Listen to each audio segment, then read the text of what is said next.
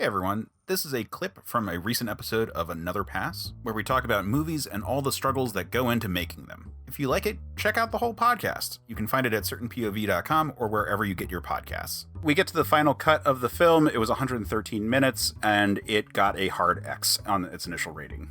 Shocking. Yeah, so like RoboCop, they had to cut it down. In this case, they were able to cut it down to get to an R, and then it's just running at hour 51, I think. So 2 minutes, 2 whole minutes. Yeah. That's a lot of footage. Especially when it's mostly like exploding blood from people. And even with everything they probably cut out, it still feels like an X.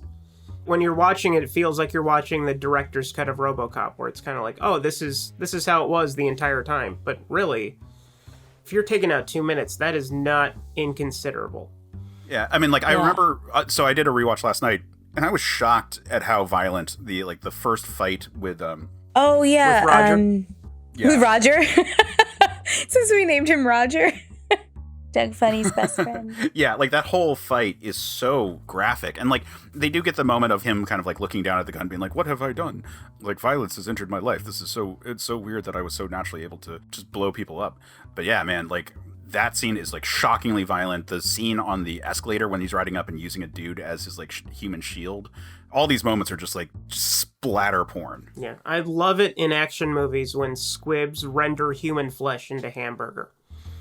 It's one of my favorite thing in R-rated action movies, and Verhoeven is the king of the squibs. Yeah, and then in addition to all the squib work, there were over 100 visual effects, that utilized miniatures and blue screen. And like I mentioned, the only CGI was the X-ray screens, which also very prescient there. That's now not too far off from what we actually are dealing with. I was thinking that too. And you got the makeup effects from Rob Bottin, who is the GOAT, the king of this stuff.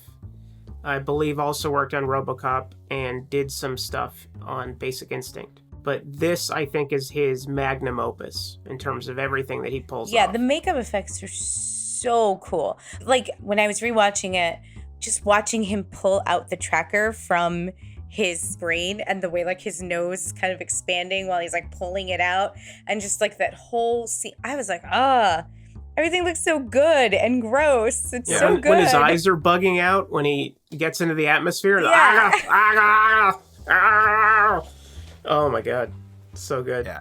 Not to mention the skies when he's pretending to be the woman and checking in at Mars, and the whole 2 weeks, and the head starts to right. We need to cast a woman that Arnold could conceivably fit himself inside.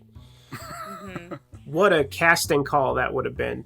Remember, if you like that clip, check out the podcast. You can find it at certainpov.com or wherever you get your podcasts.